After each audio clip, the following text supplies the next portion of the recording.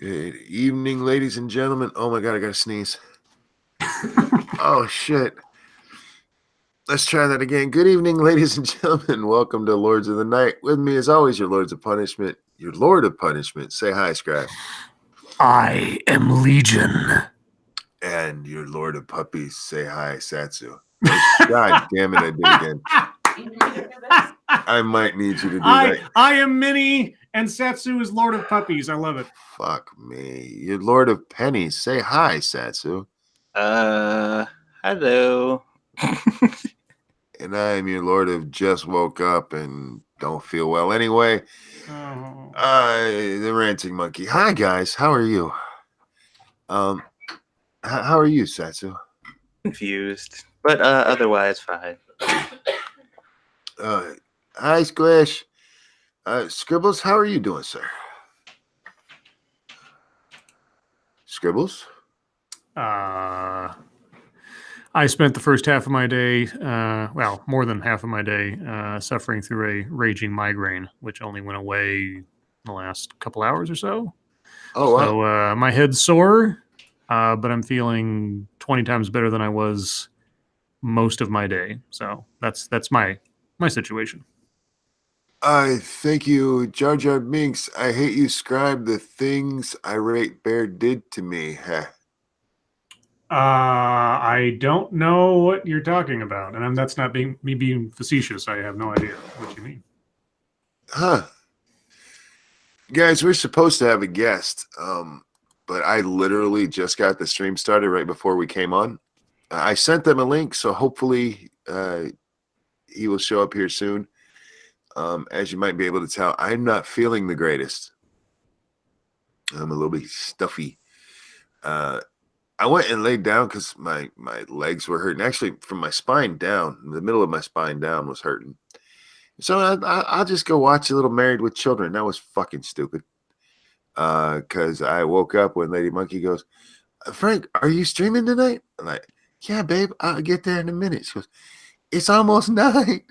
I'm like, oh shit. So yeah, I'm not feeling real well. I'm a little bit sick and a little bit. Jar Jar Binks says last night's stream he tried to Briticize me. Oh, that's right. You were Briticized. Har, Oh. har, har. Thank you for the donation, sir. What is Briticizing? Well, I think it was Drunken Uncles making fun words like instead of criticizing someone, you're Briticizing them. Oh, yeah, And- Brits do that a lot. And Jack Gunsky apparently just discovered that your name's Frank. Oh, well, you should listen more. Thank you, Terry Diamandis. Hopefully this makes you feel $5 less sick. It does indeed. Thank you so much. And we have a birthday? Oh, I feel bad for you. You're going to get the really, really bad song. Apparently it is Ace Phoenix's birthday. Uh-oh.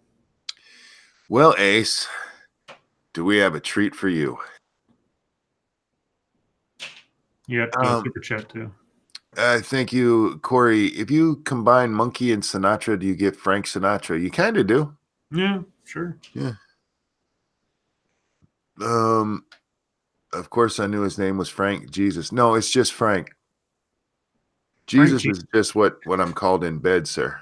Frank Jesus. I'm called, oh, Jesus. And I'm also called, oh, God. Oh, God. Occasionally, oh, Allah. Mm-hmm. Just depends on the night. All right. So Ace Phoenix, you say? Indeed, Ace. Poor Ace. Ace, well, this one is for you. And a 1 and a 2. Happy birthday to you. Welcome to the Sick Cat version of Happy Birthday. Happy birthday to you. Sounds like a fucking old fool's home. Happy birthday, dear Ace Phoenix. And now they're zombies, I guess. Happy birthday to you. Happy birthday, Ace. He says, I don't care. Even Monkey phoning it in is good. Oh, you've heard the rumors. I'm not phoning in. I'm here and raring to go. I don't feel right. I sent the link to our guest. He's got 2 different accounts. I'm gonna make sure I send it to his other one too. So do we have anything to discuss before we get to the tagline and the news? I don't know. You guys streaming tonight? That is a good question. Yes, we are.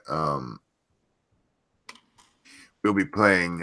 Hopefully, we ended up not finishing our normal length of time because the game started just kicking me out. But we're going to try to play New Dawn again, and we'll be giving away a copy of New Dawn over on 2 Cents Plus right after this, guys. So make sure you come over there and hang out and watch and laugh along with us. But with that, we have Monkey Dick, Jim Jones movies and video games, as well as please hit that like button and share, because sharing is caring. Do you believe in life after? Oh no, not that share. Sorry. No, that's not share. That's that kind of share will kill a man. Just ask Sonny Bono. Hey, no, that was a tree. That was a tree that killed Sonny. Oh, I thought it was a big, tall, lanky, stiff thing. No, that was his cock. What we got for the news today, Scribbles? Well, first, I'm pouring myself my requisite Dr. Pepper because the caffeine actually does help a little bit with migraines and stuff. So that's my excuse, and I'm sticking to it. That aside, there is an update, minor one, to the story last night regarding the shooting in Illinois. Oh. I won't go into too much of this because there's not much more to say about what's going on. Apparently, the guy who did the shooting knew he was about to be fired. And so he'd been going through a disciplinary procedure prior to this event happening. And so as he was in the process of being fired, he decided to pull out his gun and blow people away. Yeah, I saw a story last night that said they weren't sure if he left to go get a gun or if he had it on him, but yeah, apparently he had it on him when he went to the procedure that was dealing with his firing. And he wasn't supposed to have a gun in the first place, apparently. He was a felon, a convicted felon in 1995, so he wasn't allowed to have a gun. So, yeah, there you go. That's about all there is left to say about that right now. Still horrible tragedy and just another day in paradise, I suppose. right. Yeah, I mean it's sad. I mean, anybody getting shot from a fucking moron. Nope says, wake up, monkey, it's nighttime. No, I'm awake, guys. I'm wide awake. You sound it. Thank you for the donation. No, yeah, I'm stuffy. Yeah, not a horrible tragedy all around. Well, hey, how about some Jussie Smollett time? Before you get into that, let's welcome Jack the motherfucking Cochran. What? Jack, how you doing, man? Jack, Absent. he's here. Hey, he's really active too. Probably trying to get his mic to work. Yeah. He's like, I ain't talking to these fuckers. He's not a professional like us. Jack. Well, so And oh, Jack's gone. Okay. Well, hi, Jack. Nice having you. Yeah, he's probably fixed his mic. He'll be right back. Anyway, so Jesse's in the news. Sorry, Jussie's in the news. Jussie. Get it right, monkey. Jussie for justice. Jussie for justice. Jussie for justice. Police sources. New evidence suggests the Jussie Smollett orchestrated the attack. No. 2 law enforcement sources with knowledge of the investigation told CNN that Chicago police believe Jussie Smollett paid 2 men to orchestrate the assault. Hang on 1 second. Thank you, Jar Jar Binks. That's why I wondered about Second Amendment. If people were told it's right regardless of their behavior. Well, sigh. It's all right. This guy, he wasn't supposed to have a gun anyway. Jack, are you there now? Yeah, man. Sorry about that. My computer decided now would be a very good time to just randomly shut off. No, that happens. They were like, even your computer's like, I ain't fucking with these three. Jack, welcome to the show, and we're just talking about Jussie Smollett. Oh, my favorite subject. Sorry, Scribbles, you were saying. The brothers, who were arrested Wednesday, were released without charges Friday after Chicago police cited the discovery of, quote, new evidence, unquote. The sources told CNN that the two men are now cooperating fully with law enforcement. Smollett told authorities he was attacked early January 29th by two men who were, quote, yelling out racial and homophobic slurs, unquote. He said one attacker put a rope around his neck and poured an unknown chemical substance on him. The sources told CNN, that there are records that show the two brothers purchased the rope found around Smollett's neck at the Ace Hardware store in Chicago. If that's true, that's some pretty damning evidence. Smollett gave his first detailed account of what he says was a hate crime against him and the aftermath in, and I'm going to add this myself, a very poorly timed interview with Good Morning America that aired Thursday, given the fact that hours later we started this whole downward spiral. During the interview, he expressed frustration at not being believed. Quote, it feels like if I had said it was a Muslim or a Mexican or someone black, I feel like the doubters would have supported me a lot much more. More. If he had said it was someone black, the Nigerian thing would fit. Quote, and that says a lot about the place where we are as a country right now, unquote. Shit, fuck you. Yeah, Jussie. You know what his family, I think it was either his family or people at Empire, they called him early on in the whole escapade. They called him a warrior of light. I'm not kidding. That is a quote. They called him a warrior of light. And I'm like, uh-huh. And let me, that's super cheesy because that's literally the title of your character in Final Fantasy 14. So, yeah. Is it? Cheesy as hell. Yeah, in Final Fantasy 14, you are the warrior of light. What? Yes. Well, he's not entirely wrong, though, because this is where we are as a country, filled with hoax hate all over the place. You're right there, yeah. Now, I wonder, so just hypothetically speaking, and if there are any like lawyer dogs in the chat, how much trouble could you get into if it turns out that this is, I mean, you're filing a false report, which I know is a crime, but that's like a misdemeanor, isn't it? Good question. Maybe I'm asking rhetorically. I don't know, but I mean, now the legal implications probably aren't nearly as bad as his career is over. Yeah, I was just about to say that it ain't gonna be nothing compared to what's about to happen to his career if this turns out to be, Yeah. Well, when they call him into the Empire offices, they need to pat him down first. Now, and the really funny thing is, now we don't know. I think it's still a rumor as to whether or not his character was being written out of the show prior to this or anything. But if it wasn't before, it is now. Do you think when they fire him, they're going to offer him like a Subway gift card sandwich? That would be thing or something? Some sort of meal deal, like, here's a lifetime supply of Subway. No. Subway will come to him and say, hey, we're missing a spokesperson right now, and you're a hell of a lot better than our last one. Here's some Subway, some rope repellent, and rope repellent. Is that like the bat shark repellent from the Batman movie in the 60s? Nope. Thank you. He said he hired Michael Cohen's lawyer too. Yeah, Mr. Was it Monaco? I think his name is. Yeah, the lawyer's lawyer. Yeah. Over on the Streamlabs. Thank you.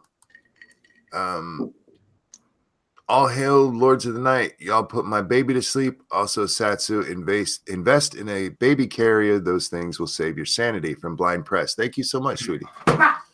Whoa. What is the matter with you? I was trying to scare you awake. I'm awake, honey. I'm just in a lot of pain and jumping hurts. You know, that's love right there, folks. Backscan says, since the FBI got involved, wouldn't that make it federal? Well, the FBI got involved because there was everybody. Oh, bye. Bye. They say bye. They say night. The FBI got involved because it was a alleged hate crime, which of course is a federal crime now. Now, I don't know what happens if you get the feds involved in a false report of a hate crime. I'm assuming probably not much, but I don't know. Well, can they charge him with like a self-loathing hate crime? Oh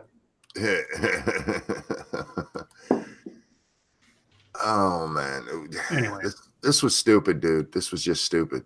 They're going to charge him with conspiracy to discredit your own movement. Now, hang on. I have a theory. Uh-oh. A conspiracy theory or a game theory? It's kind of game theory-ish. It's a TV theory. Okay. Because they're not going to keep him on this show. Probably not. They're going to get him off. What do you think the chances are that his character will be killed in a hate crime? Oh, I don't know. That might be a bit too on the nose, even for them. I'm okay with it as long as he's beaten to death with subs. Beaten to death with old subs. That's why you have to have Subway. I have no idea what his character is or what role he plays on the show at all. I've never seen Empire. I don't have cable, so I don't know how they'd write him out. My understanding is he's a gay rapper. Oh, he's a gay rapper. And by that, I don't mean a Trojan condom. I mean like a rap star. Wow. I don't know. Anyway, so that's the latest right now. It is still just sources say. There's been no official statement from the Chicago police. So we're still, I mean, even though we're just on the cusp of something more official being said, it is at this point still effectively a rumor as to the accusation that he had orchestrated it. But however, I mean, I don't know literally anyone myself. I mean, I've seen a couple people on the Twitter machine, and of course, Smollett crying up there. But I don't know anybody who believed this from the outset. Everybody was like, "This don't make no sense." Well, a lot of people were coming out in his defense immediately. But there was a healthy dose of skepticism from the beginning, and it wasn't misplaced. So anyway, unless or until something else pops up about that, that's the latest and greatest there. Now, this is a breaking super story on CNN a couple hours ago. I had no reference for it when it popped up, so because it's important to CNN, I guess it's important to me. Heather Nauert withdraws from consideration as UN ambassador. I've never heard of Heather Nauert before, but the photo of her, she's pretty good looking. Yeah. But that aside. She used to be a Fox News host. Okay. State Department spokeswoman Heather Nauert said Saturday she has withdrawn from consideration as UN ambassador. President Donald Trump had previously announced he was picking Nauert, but the formal nomination had not been sent to the Senate. Quote, I am grateful to President Trump and Secretary Pompeo for the trust they placed in me for considering me for the position of U.S. Ambassador to the United Nations. However, the past 2 months have been grueling for my family, and therefore it is in the best interest of my family that I withdraw my name from consideration. Past 2 months. I don't know what that means. Anyway, she pulled herself out of the consideration. I don't know if there's like some more story behind that, but probably who cares? Why are they withholding her? Withholding her. Okay. What? Why are they withholding the nomination process? They didn't withhold it. She withdrew herself from consideration. Yeah, but she said this last 2 months has been grueling. I'm assuming it was 2 months ago that he named her for it. I don't know. It doesn't say that, but I don't know. I don't know if they were vetting her or something else, and that scared her off. But anyway, we'll need to have another UN ambassador because it was Nikki Haley before, and now we're waiting to see what the next one's going to be. I'm surprised Nikki Haley hasn't announced she's going to run for president, or maybe she's waiting until 2024. Well, yeah, she's not going to run as a Republican against Trump. Yeah. And anyway, besides that, the only other quote-unquote story that I pulled up was an opinion piece the headline of which caught my eye, so I thought I'd read this from CNN. And this is one written by James A. Gagliano, if I'm saying that correctly, a CNN law enforcement analyst and retired FBI supervisory special agent. Okay, real quick, before you do that, Shield Grant, thank you. Best part of being alone on on V-Day, Palm Sunday soon. And Jenna P. Sassy, do you know what a leek is? L-E-E-K. That's a vegetable or There something. you go. Very good. Yeah, there was a leak lesson in the video I did today. Teaser. Let's see. So here we go. The headline is Where Robert E. Lee's Portrait Belongs. I was seated across from a senior cadet at West Point, marveling at her energy, idealism, and desire to serve after she reached out to me for career advice. While I'm an older white male, the young mixed-race woman reminded me so much of myself some 3 decades ago. That's an interesting comparison. As she shared her goals and aspirations with me in the library, my eyes drifted. I want to do a Mad Lib here. Where do you think his eyes drifted?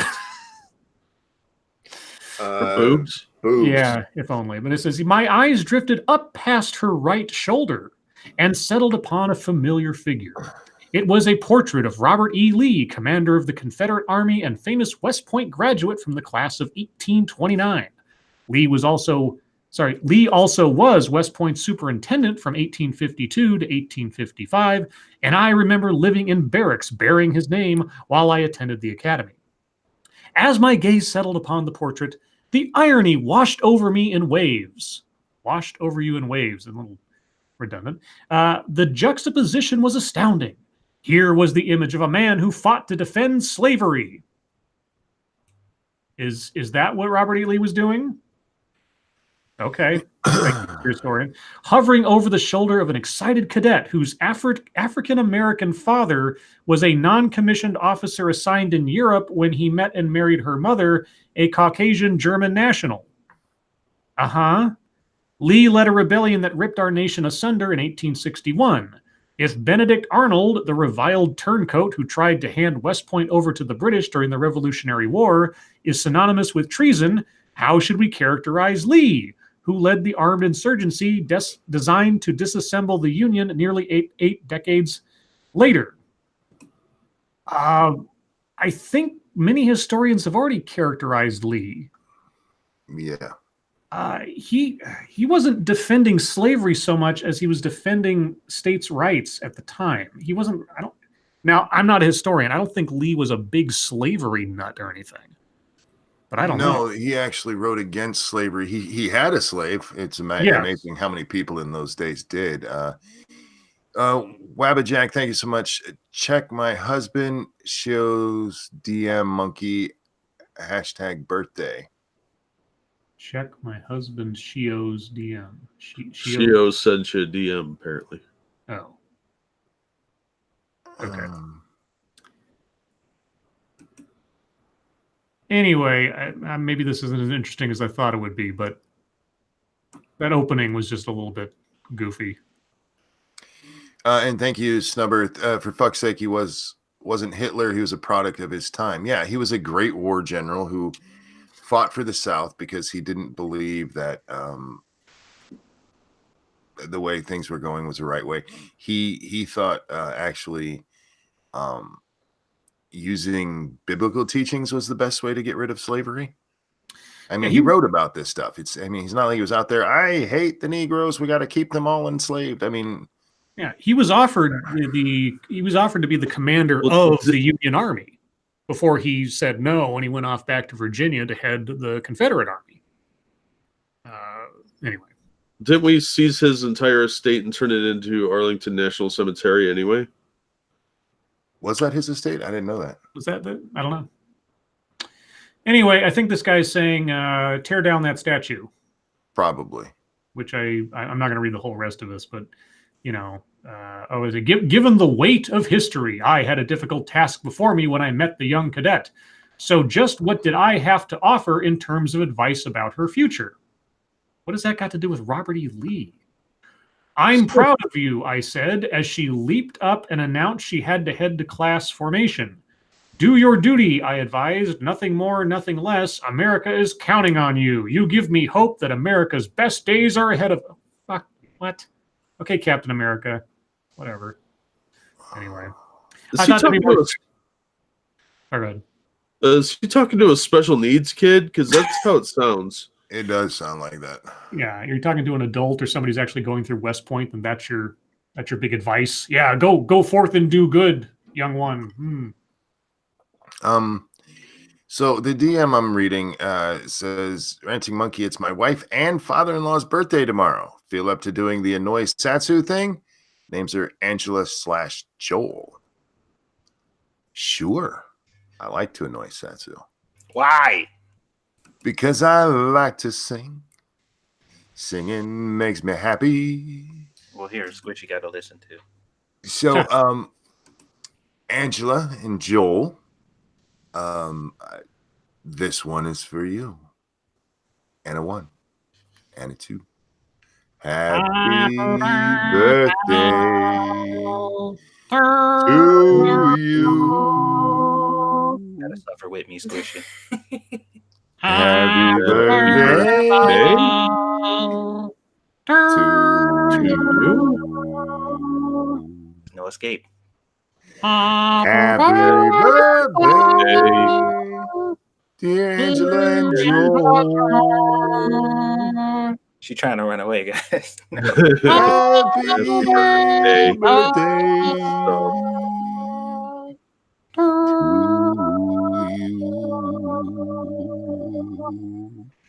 Happy birthday, Angela, and happy birthday, Joel. I hope you both have a great one. Squishy, you wanna say out loud what you said Scribe just sounded like? You wanna share with the class what you just said Scribe sounds like? Squishy. Snubber, thank you. You know what? Consider how state law has helped them against Trump. They should be more understanding. They fought in part against government overstep. That is part of what part was fought for, and it was manifested mostly through the slavery fight. So, She said you sound like Elmo, cum guzzling. Cum guzzling Elmo. Yeah. Wow. Next Okay, that's a stretch. That'd The be more hot like toy It's of a big Christmas. toy. Yeah. that'd be more like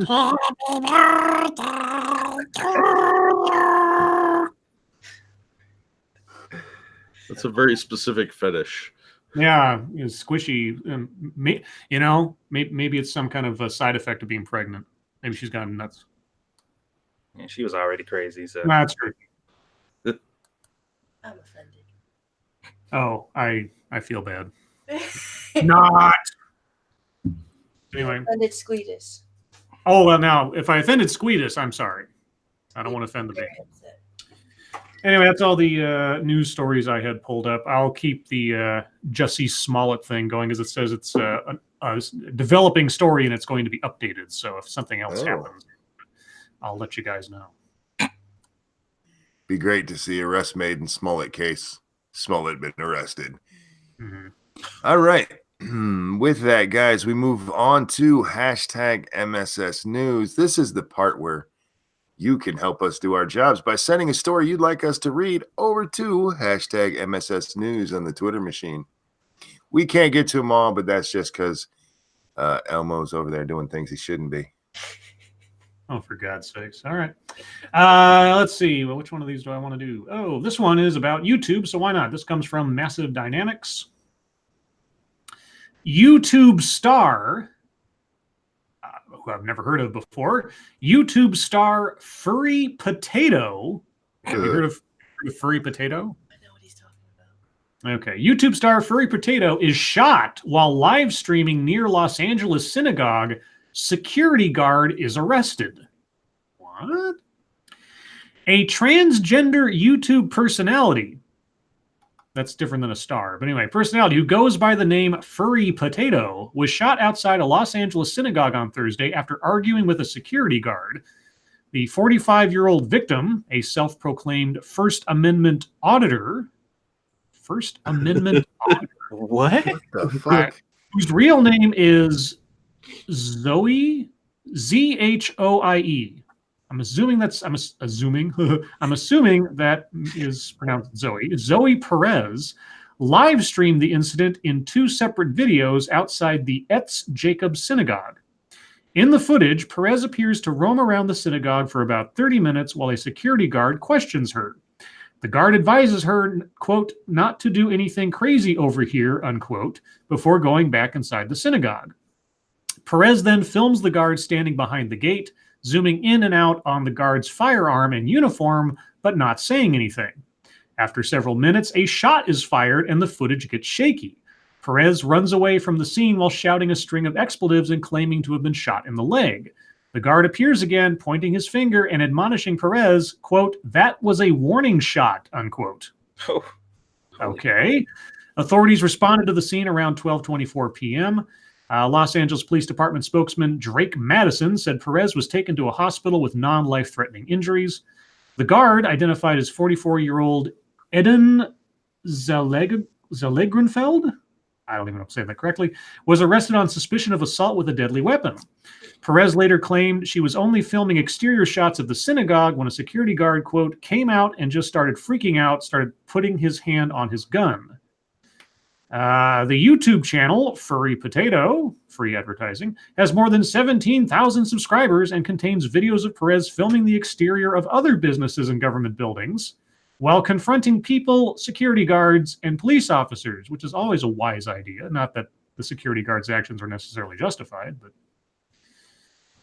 Perez was arrested last year after allegedly making derogatory comments towards an African-American recruiter for the U.S. Marine Corps in Valencia, California. The incident was treated as a hate crime, and Perez was ordered to pay a $100 fine. All righty. Hate only costs $100 now. Okay. Okay, I need somebody to wing me. What? You want buffalo or like barbecue? No, just like graze me with a firearm. Oh, that So- kind of wing. Okay. so I can get up there and be famous too. Well, go be very suspicious around like federal buildings and such with a camera. No, I Okay, don't like- want to get shot for real. Oh, okay. Hayden White says 17K subscribers. Ranting Monkey is a YouTube superstar. No Yay! shit, right? Yeah, if that guy's a YouTube star, okay. Well, what's the point of hanging around outside a synagogue? What was this person trying to prove? He's auditing the First Amendment. Yeah, that's a very Orwellian term. That, like, what are you out there like screaming anti-Semitic things, telling them to shut up? I don't get the point of this video they were trying to make. It's called slacktivism. It's fun. You should try it. It gets you shot sometimes, though. Yeah, it doesn't sound very fun. Let's see. Next one comes from Frosted Glass.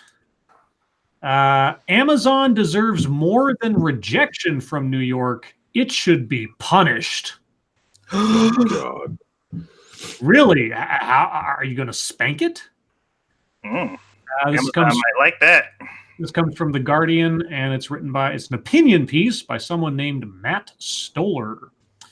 Simply saying no to its headquarters isn't enough. Amazon should be investigated for abusing monopoly power. Well, that's separate issues. This week, Amazon abandoned a plan to open a second headquarters in New York City after citizens rebelled against the idea of paying almost $3 billion in subsidies and tax incentives to one of the world's biggest corporations. But simply saying no to Amazon's coercive terms is not enough. New York citizens should now demand that the state's Attorney General, Tish James, okay. What? I thought the state's Attorney General was somebody else. Or maybe, no, I guess maybe they got reelected. Anyway, Tish James began investigating the corporation for abusing its power as a monopoly. One reason the idea of subsidizing Amazon with New York City and state tax monies was so galling is that the corporation is already extracting so much wealth from the region. Amazon, for more than a decade, has steadily battered the American book publishing industry, which is largely based in New York and which employs tens of thousands of residents. Oh, this dude must not have got an advance he wanted on his book. I wonder. The corporation has done so through thuggish negotiating tactics. What? Thuggish, you say? Including simply refusing to sell a publisher's inventory unless they agreed to a detailed list of concessions. Are you really using the publishing industry as a oppressed group? These fucking gatekeepers who for decades wouldn't let anybody into their little club unless they were sucking up to the right ass. Are you kidding me? Well, he's like, that's our thing, and they're fucking taking it. Similarly, Amazon a few years ago used age-old predatory pricing tactics to essentially bankrupt Diapers.com, a business located in the New York City suburb of Jersey City, by underpricing its rivals. In the end, Diapers.com sold itself to Amazon, which shut the operation down. Welcome to capitalism. Okay, so the people at Diapers.com got a huge check before the business went out instead of the business just going out of business. Yes. That yeah, horribly predatory, you dick. Okay, this guy goes on. I'm not any kind of economist or like lawyer and such things. So, for all I know, Amazon is practicing shady monopolistic tactics. I wouldn't be surprised, but that's a separate issue than New York deciding not to have them there. I don't know what to tell you. There's a line in here. It says, take the case. They're talking about how Amazon's a threat to all businesses in America. Take the case of small company Fused Chicken, one of the hundreds of thousands of enterprises that must sell their wares through Amazon due to the corporation's dominance of online commerce. No, you don't have to. You just have to if you want to be seen by as many people as Amazon services. Yes. I'm so tired of this kind. People who don't understand what words mean, using them, they need to stop. Well, they changed the definitions so much. How is Amazon, and they talked about this before, how is Amazon effectively any different than the Sears catalog? Because it's popular now. Well, that's what I mean. But I mean, it serves the same function effectively. You go onto this thing, you see something you want, you buy it. Sears does the shipping and everything else, and the vendor gets the money. Sears has the ability to negotiate what gets put onto their, catalog and what the terms are going to be. And if you want on the catalog, you get on the catalog. If you don't, well, it's up to you to, deal with your own business. Like I say, given the size and breadth and the fact that Amazon hasn't paid any corporate taxes in 3 years or whatever the hell it is on billions of dollars of profit, I'm not going to argue that there's probably some things they're doing that are awfully shady and probably unfair. But in this instance, complaining that a business couldn't compete, then it can't compete. No, they're all too big to fail, Scribe. See, we got to support the candle wax makers because light bulb industry has crushed them. Yeah. Subsidies. I don't know. This is stupid. Anyway, moving on. Well, they have to go after Amazon right now because otherwise a whole bunch of politicians in New York look like assholes for killing the deal. Mm-hmm. Let's see. This one comes from senior staff reporter and chief Florida correspondent Colleen Bernier. Convict sprays stool on himself to break out of prison. Okay. So was he greasing himself up with shit? Is that it? In a bizarre incident, a jail inmate planned a prison break in the most outrageous manner. Mohammed Jabir was arrested by Tapsia police under the Arms Act. Where is this? Mumbai. Oh, this is Mumbai. Okay. But on Monday, he decided to break free. The prison does not have a separate facility for toilets for the inmates, and this is what Jabir used to his advantage. The convicts have to use a separate area in their own cell for their morning ablutions. As part of his plan, Jabir sprayed a stool on his entire body post-defecation and threatened to touch the other inmates inside the lockup. According to witnesses, he also demanded drugs from them. The police was, I think they mean were, but the police were helpless and couldn't do much to stop the chaos. This is when Jabir made his great escape towards the Park Circus area, and the cops were unable to catch him despite the chase. However, the situation was finally brought under control by evening. Jabir was caught and brought to the police station where sweepers were called in to clean him. Okay. This is India. Yeah, this is India. I'm surprised they didn't just shoot him. No doubt. He probably just had a poo fetish anyway, and he was like, all sexed up and ready to go, and it freaked everyone else out. That was a shitty plan.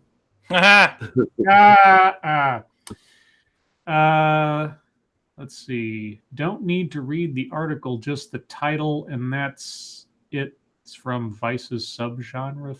What? Snub sent me a tweet, or sent us a tweet, and there's no link to a story, so I'm not quite sure what it's in reference to. Let's see. And Pinkalo and Princess Unicorn Nipples both sent us the Jussie Smollett update. There's that. But this one comes from Pinkalo, the Driving Ape Man Elsewise.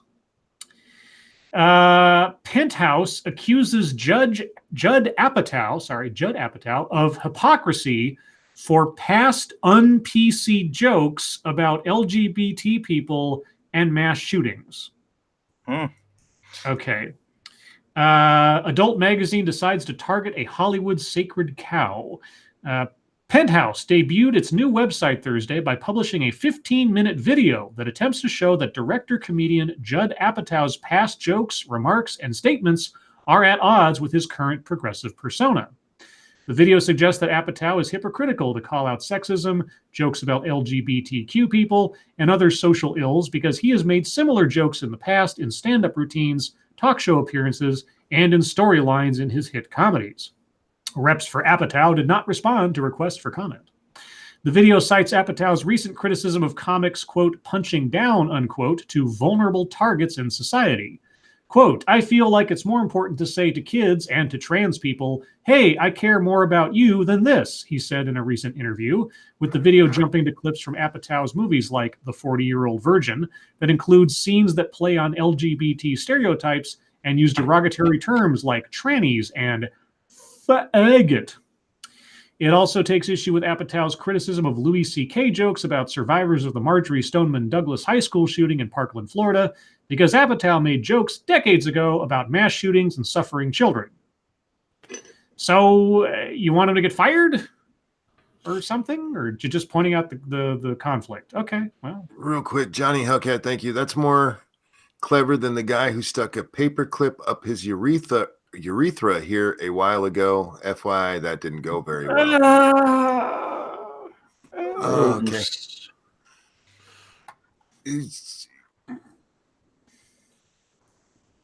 Anyway. I was listening to the story.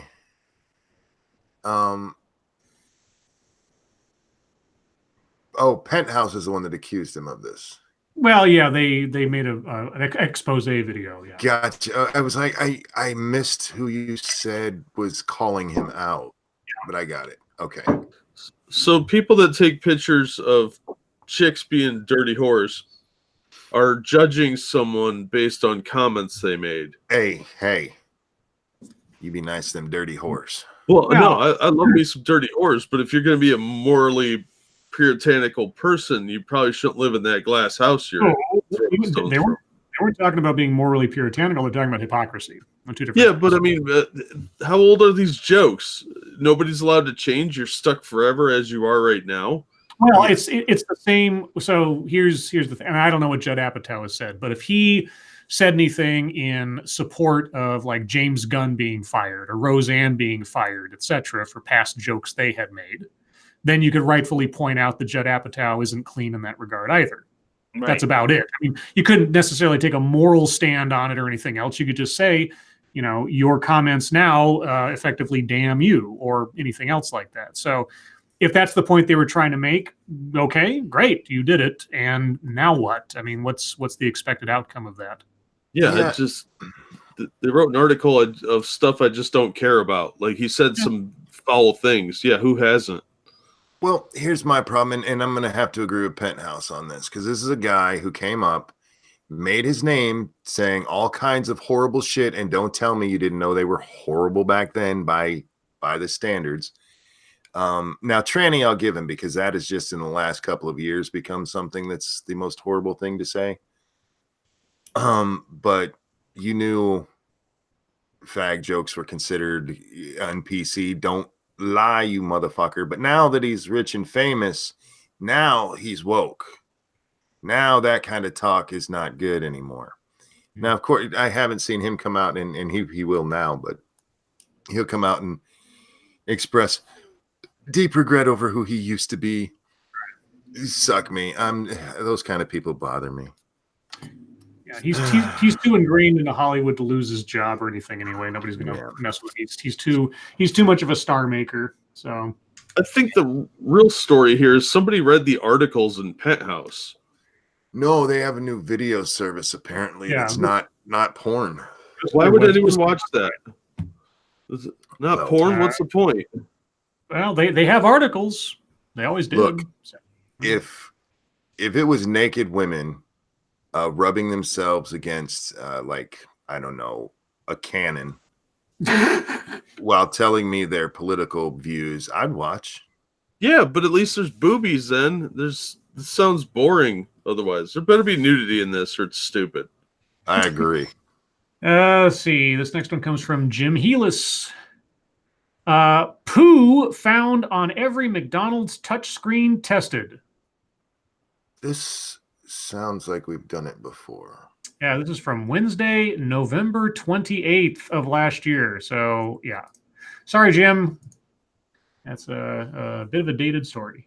But, Yeah, it's still an interesting story, but yeah, I mean, I swear we've done that. P-Dog Knight, thank you. My kids' college basketball team won their conference championship tonight, and I won the Jesse Smollett pool, so I'm drinking tonight. But I'm thinking about y'all. Have a great stream. Thank you so much, Lawyer Dog. And Lawyer Dog's been doing a series of streams, keeping everybody up to date on the Smollett case as it evolved. So we're reaching a terminus with the whole thing, I think. So there you go. Let's see. This one comes from Chicago Mike. Speaking of events in Chicago, Utah mailman 91 retires with perfect record after 69 years on the job. Holy cow. Neither snow, nor rain, nor heat, nor gloom of night stayed this Utah courier from the swift completion of his appointed rounds. Jack Lund, 91, of Richfield, retired from the U.S. Postal Service after a perfect 69 years on the job. He began his storied career in 1949 when he was 21 years old. Quote, nobody has ever accused me of being smart, and I didn't know you had to quit when you are 65, and I have enjoyed driving the truck, so it is what I wanted to do all my life, and I have enjoyed driving the truck, Lund told the television station. Lund, a dedicated postman, never mailed it in. Ha ha ha ha. His fellow employees described him as the whole package. Reliable and always delivering despite poor weather or car trouble. Quote, I was headed for Phoenix one day, and there was 4 feet of snow on the mountains south of Pangutuch, I don't know how to say that, and the highway patrolman told me I couldn't go. And I said, this is a mail truck, and you can't stop me unless it's impossible. And I fooled him, I guess, because he let me go, Lund recalled. Nice. Oh, I like that story. Should you really use total package with mailman and 69? Just tell me this guy gets a decent pension for whatever years he's got left. That's all. That's all I care about. Anyway, let's see what else we got. Got a government employee for 69 years. He should have a nice pension. Let's see. Not No One Nowhere sent us another the same Jussie Smollett update. Oh, that's from yesterday, 23 hours ago. Oh, that's from oh wow. I made it all the way through to yesterday. So there you go. Yeah, that's the one where he hired Michael Monaco. That's right. All righty. Well, it's a good time to stop anyway. Guys, we're gonna move on to the YouTube's time. And this is where we tell you guys what we have or have not done. There's a lot more to tell when we have done something. Just throwing that out there. Speaking of which, Satsu, What? what have you done? Nothing. Well, what I was going to do today is stream Metro because I downloaded it, and but what I ended up doing is turning it on, getting the settings together to make sure that it worked properly and that everything was good, and then took a nap. So that's what I planned on doing, but I didn't end up playing it. I'm either going to start it tomorrow or the day after. It's not going to be in our regular scheduled slot because me and Monkey will be playing Far Cry New Dawn, of course. But I will either be slotting that in. I think I said like 6 p.m. If I do end up streaming it. I know you guys sometimes don't get notifications, so just around that time, be looking for something because who knows. But the game looks good. The little bit that I did play just to make sure that everything was working properly looked really nice, and I'm excited to play that. So you'll be following 2 series for the next couple weeks. Okay. Jack, what have you done lately? I uploaded 6 videos to my channel to schedule through the week. I reviewed Conan, and I just got a copy of Jawbreakers to review. That's the controversial book that got pulled from Antarctic Press. So I'm going to review that hopefully on Monday. Okay, and do you still make laundry videos, man? Oh, yeah. Yeah, every Tuesday and Friday. That's on your Jack Cochran channel, though, right? Yeah. Okay, so make sure you follow Jack both on Bad Comic Reviews here and on Jack Cochran. I did a Monkey in the Morning, and I streamed with Satsu last night. We'll be doing that again tonight, where we'll be giving away a copy of New Dawn. It's a fun game, guys. Been enjoying that a lot. Scribbles, what'd you work on? Well, in the realm of what I didn't do, I haven't yet reached 3,000 subscribers, but I'm only 17 away from doing so. Guys, go get him to that before we end the show. But that aside, I posted a new video today. It's a new TEDx talk. It stars a lady who tells us in her very first sentence, "So I'm white," and is wearing a T-shirt that has the word feminist on it. And would you guess what the subject of her talk is? How much she loves dick. Well, it's about white feminists. Now, can you imagine what her opinion of white feminists is? That they're useless and their opinions don't matter. That they are the source of all evil in the world, essentially. Yeah, my favorite part of this is that she goes to great lengths to tell us that the history of white women in feminism has been racist and detrimental to people of color and everything else. And then she goes on to tell us that 52% of white women voted for Trump, who is the worst person ever insofar as female respect and female empowerment and everything else. And she puts up the big quote from him on the Access Hollywood video. And he says, 52% of these women, they're part of the problem. They did this. And I thought to myself, and I say in the video, so 52% of white women are awful. They're bad feminists. They voted for the most unfeminist person to become president. That means the other 48% of white women are good feminists, but they're still white feminists, which means they're bad, which means there's nothing white women can do that's good. So why try? And a bunch of other stuff. The lady is a walking pile of contradiction and self-loathing. It's really depressing and entertaining at the same time. So I recommend everybody go take a look. It's about 20 minutes long, and I threw a couple of jokes in there that people hopefully enjoy. The most hilarious part about that is the simple fact that she stepped onto the stage. Yes, was a contradiction in itself. And I make that point in there too. I said, it's a wonder she thought that she had any right to stand on the stage and talk about these issues, given that she represents the worst part of what's going on. So yeah, it's amazing. I never get. I am rarely like well, I guess I'm still shocked at times at what I see on TEDx. And somebody, I forget who it was. I think it was it somebody in the comments. I apologize. They said something to the effect of like, well, this is what you have to expect from TEDx. They're a paid event. They're not really official TED Talks where everybody's professional and everything else.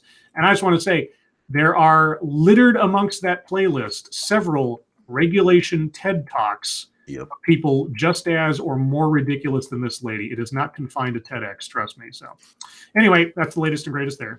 Thank you, Mash. Monkey, ask Mundane Matt about the zombie deer epidemic. The what? Matt, what's up with the zombie deer epidemic? Zombie deers? Is that like the next entry into Resident Evil? Are there zombie deers in Resident Evil? About that earlier. No. No, they're zombie dogs. I know. Yeah. Are there any other zombie animals they put into there? There's like monkeys and some of the Resident Evils. There's spiders and other shit. Well, wouldn't zombie deer just run out in front of your car? But this time they'll get back up. It's fucketry time. Any fucketry, fellas? Satsu, you see the fucketry today? I was just kind of laughing at some of the comments of the people who were 100% behind Jesse and this whole scenario. Because I told you there's a couple of black activist groups that I'm linked up with for comedic reasons. And there's some interesting shit going on in there. A lot of people are just like, oh, so now we're going to pretend like we should just be believing the police when a black person is being called a liar. Now you guys want to believe the police and shit like that. Or the story has not, it's not, concluded yet, which is true. The story is not totally concluded. But the people who are saying that, like, the story isn't finished, we know we still don't have all the information, were the ones who were saying he is 100% telling the truth, and if you say otherwise, you're a racist piece of shit. But now they're like, oh, well, we gotta wait for more information. The story had been complete until they got more information. Now we have to wait for more. Yeah, it's fucking retarded. Scribbles, any from you? No, I was spending, except for the time I spent making the video, I was pretty much nursing the migraine all day, so I didn't really do much on the Twitter machine. Jack, you seem like a fountain of fucketry. You would think so, but no, I got distracted by Japanese porn stars, so I didn't really get too far into my Twitter feed before I should Sexy know better. came on. I know, right? It's not 6 a.m. That's the only time that pops up in my feed. It's 6 a.m. somewhere, Satsu. I saw just a little tiny bit today. I saw Miss Cortez try to make an analogy, which was cute. Oh no, what was it? Well, okay, somebody had tweeted, customer, I'd like to order 25 pizzas. I have a $10 off coupon I'd like to use too. And they said, at AOC, no, you must pay full menu price. I will not accept your coupon. Customer, I'll take my business elsewhere. AOC, hey boss, I just saved us $10. Can I have a raise? All of this in response to the Amazon thing. Wait, isn't that? Yeah, go ahead. I was about to say, isn't that like the exact opposite of the point she would want to make, or am I missing something? Well, this is somebody mocking her. This is what she responded. Oh, I see. Okay, hang on. That was somebody mocking her. Gotcha. This is where she this is her analogy. She says more like, I'd like to order 25 pizzas. I made up this $300 off coupon and demand you'll take it.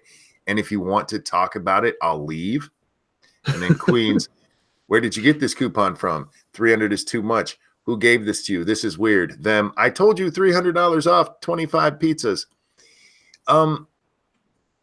Miss Cortez here. Now, look, I don't know the exact particulars of the Amazon deal. They say that there was $3 billion in incentives going to them to build there. Right. And that seems like a lot of money. It does. But a large portion of that was tax breaks. not having to pay taxes. And this is something that it's really hard to explain to communists. When somebody makes money and they don't have to give part of it to the government, that's not the government being ripped off. People being allowed to keep their money. We see this a lot with tax breaks. They're giving money to the rich. Letting somebody keep their money is not giving it to them. Well, there's the problem right there, though. You think that it's their money, but it's the government's. Yeah, that's how she thinks, and how a lot of people seem to think. It's like that's our money, and if you get to keep it, you stole it from us. That's not how the real world works. Miss Cortez, shut up. Just shut up. You're an idiot. I'm to the point like you're just boring now because you're too dumb to make fun of. I'm actually starting to feel bad, like I'm laughing at the actually retarded kid.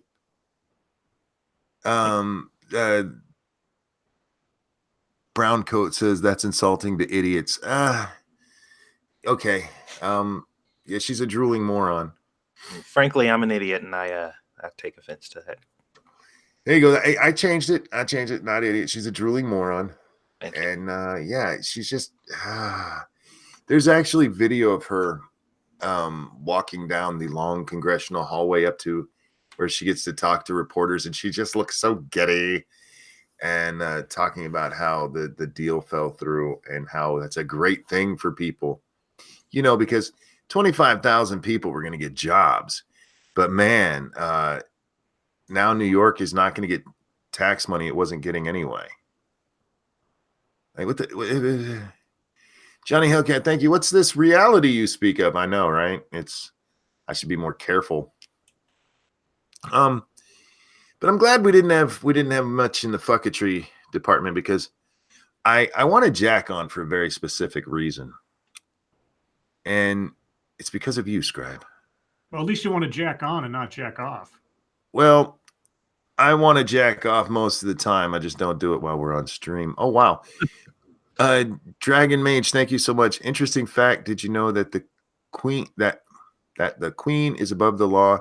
She can behead someone and she can't be charged, and she can claim custody of any UK child. Yeah, she's a queen.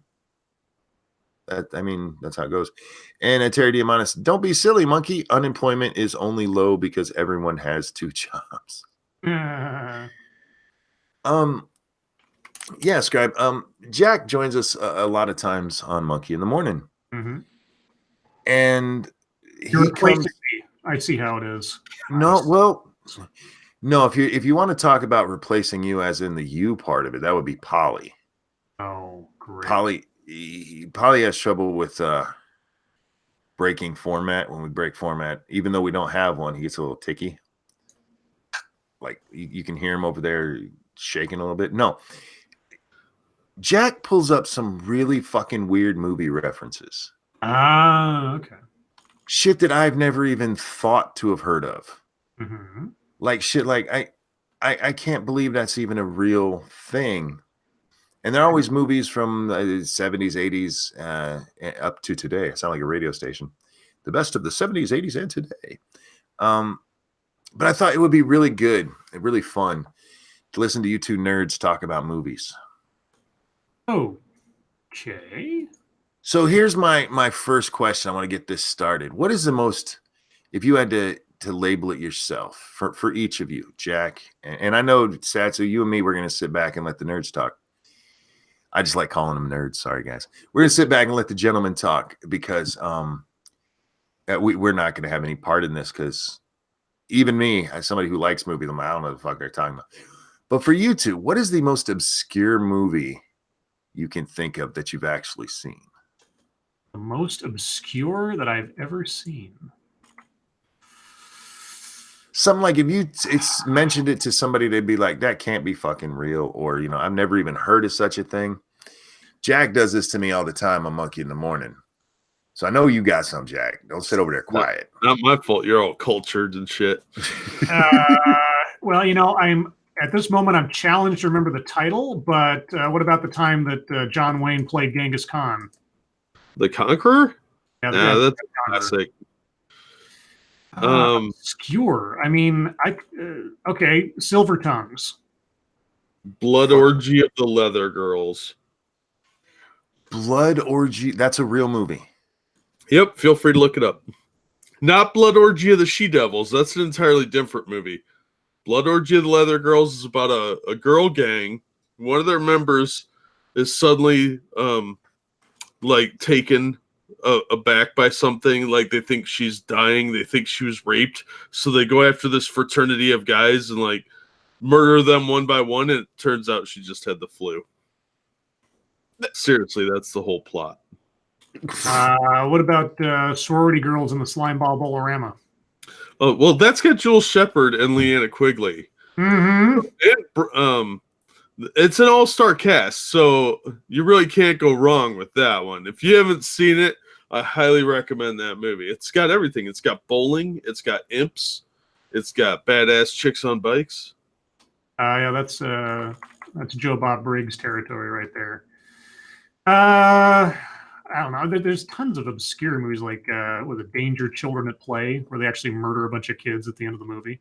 Not in real life, obviously, but it's one of the few movies where like they kill children. You don't usually see children being killed outright in movies, but unless it's like Revenge of the Sith. But in this one, they get like shot, stabbed, and all that fun stuff. Excuse me, one moment over there on the Streamlabs. Thank you, Jaeger Pony Super Lurk Attack. That is very generous of you, sir. Thank you so much. Wow. Yeah, obscure movies is a bit broad category, Monkey. You might want to narrow things down. No, see, I think you guys did very well with that question. Because press 1 in chat if you have no idea what the fuck they were just talking about. I bet we're going to see a lot of ones.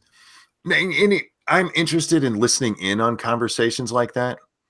Because like Jacko mentioned these on Monkey in the Morning, and nobody knows what the fuck he's talking about. But I feel like you two could have that connection. Here's trivia for Jack. You'll probably get this because this is not completely unknown to movie freaks. Look at the chat light up. Jack, name the movie where Matthew McConaughey and Gary Oldman are brothers in a family with a very specific physical deformity. Is that Texas Chainsaw Massacre: The Next Generation? No, that was Matthew McConaughey and Renee Zellweger. But yeah, the Gary Oldman Matthew McConaughey movie called Tiptoes, where Gary Oldman plays a midget, and Matthew McConaughey is a member of a family of midgets or dwarves. And how does Gary Oldman pull this off? With like walking around on his knees and special effects. It is the weirdest, most bizarre. I mean, you got an all-star cast in a movie that is completely just surreal. Check that out. It's hilarious because it's so weird. It's this family drama, but it's anyway. I can't stand up about it. Is it weird like Head of the Family, where it's the big-headed guy, baby? No, it's not that. I mean, it's the thing is that they're playing it straight. It's sort of like a family drama comedy, right? Because it's the Guess Who's Coming to Dinner kind of situation where Matthew McConaughey is bringing his fiance to meet the family, and he's like, "So you should know, my family's a little different." And they walk in, and it's a family full of dwarves, and he's the one person in the family that didn't end up with the recessive gene or whatever, and so he's normal looking, and he has to come to terms with sort of accepting his roots and all that fun stuff. And they try to be dramatic, but it's Gary Oldman walking around on his knees the whole time. So it's really hard to take it seriously. I just want to let those tuning in know, me and Satsu are here. We just brought some weird movie trivia together. So we're go ahead, fellas. Okay. Well, I'm done with that one. Now, have you seen Birdemic? Yes. A long time ago I did. It's... I mean, it's like I saw Alfred Hitchcock's movie. I can do better and make it grosser. Yeah, with exploding birds. Exploding birds, yes. Now, what's the worst movie you've ever seen? As far as like you absolutely revile it, it's low budget, nothing works. Oh, well, okay, there's two different things. One is the only movie I've ever walked out of the theater on, and that was Fear.com. Oh yeah. It was this. And this is saying something. I felt so insulted in my intelligence in the first 10 minutes of that movie. I couldn't stand staying in the theater, even though I'd paid for it. I'm done. No, I'm not going to watch this piece of shit. I forget who was starring in that. It was something like it was either Ethan Hawke. No, it wasn't Ethan Hawke. Like Stephen Dorff maybe, or somebody like that. Oh, and Jeffrey Combs is in it. Yeah, see, and that was also one of the reasons I went to see it in the first place, because I heard Jeffrey Combs is in it, and I always like Jeffrey Combs, even if he's in something lousy. Even the Bride of the Reanimator was actually pretty funny. The other Reanimator movies, not so much. And the turn he gave in Frighteners as the FBI agent with all the tattoos and going nuts, he was fun to watch. But no, that movie, the first 5 minutes, I was like, okay, not even a supernatural explanation will make me believe that an email will make a computer explode and kill the person, or whatever it was. I just like, no, I'm done. Well, I think they were trying to mimic The Ring, or Ring You, the Japanese version. Probably. And then suddenly it just all fell apart. Because like halfway through the movie, my buddy looks at me and he goes, when did those two fall in love? Yeah, no, I didn't even get obviously didn't get halfway through the movie, because just I didn't miss anything. I didn't think I did. I have a question. Do you guys seek out weird movies, or do you just kind of like fall across them? A little from column A, a little from column B. Yeah, it's like some stuff I pick up through osmosis. Like I won't go seeking out a movie, but I'll hear about it through some friend of mine or from some online reviewer that mentions it or something. I'll be like, what the hell is that? And then I'll go look it up or find it, and I'll be like, oh my God, what is this piece of shit? Yeah. For me, back in my childhood, they used to show a bunch of like the Hammer horror movies. Yes. On the Detroit stations. And then when I got into high school, me and my buddy would go out to the video store, and they had this 10 for 10 deal. 10 movies for $10, and then you get the 11th one free. So we'd pretty much just grab whatever and watch it. And we saw some really masterful classics of trash there. Like Necromantic. We had an awesome video store. Oh, God. Necromantic. Actually, the other source for me was just the video store. I was a video store denizen when I was a kid. I eventually worked at the video store that I went to when I was younger. And between that and Blockbuster, I mean, the mom and pop I went to for years, they had such a weird selection of movies and eclectic things and like stuff that you wouldn't like. The Quiet Earth. You ever seen The Quiet Earth? Yeah, I fell asleep during that. Okay, yeah, I mean, it's not everybody's cup of tea, but The Quiet Earth is one of the most sort of interesting post-apocalyptic films I've ever seen. It's a little deep. I mean, it's almost literally one of those Last Man on Earth kind of stories, but it's so striking at how it handles someone surviving the end of the world. And I think it was a New Zealand production. I really, that's one of those movies that I'd recommend to people when they come in the store and they'd be like, I'm just looking for something interesting to watch, maybe it's like sci-fi, and I'd be like, you should watch The Quiet Earth. Or when they come in and say, I need a romantic movie, I'm on a date movie or something, I'd say, you need a Somewhere in Time. You've seen Somewhere in Time with Christopher Reeve and Jane Seymour. The plot doesn't make a whole lot of sense, but it's a time travel movie. It is the most tear-jerking romance ever. If you want to just like, if you have a girlfriend or even a guy friend or whatever that really gets worked up by sappy romance movies, you cannot go wrong with Somewhere in Time. I'll just say that. I won't give anything else away. But there you go. Those are the two movies I usually recommended to people on those ends of the scale. Scribe, you know what you need to watch so we can fucking talk about it? Tales from the Hood 2. Yes, I know. But you see, I kind of enjoy the fact that you're frustrated I haven't seen it more so than I probably enjoy watching the movie. You need to watch it. I will make an attempt this weekend since I have Monday off for the holiday. I'll make an attempt to give it a look. Because he's like the dude that you like or whatever. He's in this movie so much. Well, it's David Keith, or no, not David Keith. Keith David. Sorry, Keith David replaces Link from the Mod Squad, Clarence Williams III, because I guess either he wouldn't do it or he's sick or old or something. So He does a good job. Like he's the only like likable person in the movie. sure. But the rest of it is, like I said, it's ridiculous, but it hit the level of ridiculous where it's still entertaining. Because even though I was just like, I cannot fucking believe that just happened, I wasn't upset about it. Oh man, you need to watch that shit. Ask some more questions, Monkey, because I actually have a question here. Several people have asked Satsu, what would you recommend as an anime to get somebody into it? Well, we know a lot of people, Satsu, for instance, who aren't really movie buffs. If you had to recommend a movie that you thought this will get people to like cinema, what movie would it be? Doctor Strangelove. Jack? Doctor Strange. The Doctor Strangelove is such a subtle mix of humor and drama and just cinematic artistry. I can't recommend it highly enough because it covers all the bases and it's a brilliant film. I need clarification on the question. Like, Okay.